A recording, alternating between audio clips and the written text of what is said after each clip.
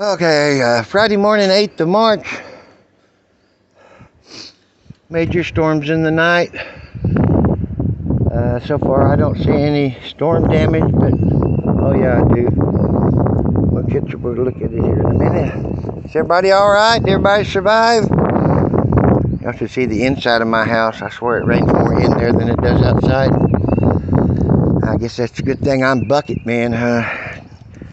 Anyway, you guys all right? Sister, everybody? Looks like everybody pretty much accounted for. Chickens are all right. How about you guys? Look at all that nasty water in there. You guys. All right. Let's go assess the damage.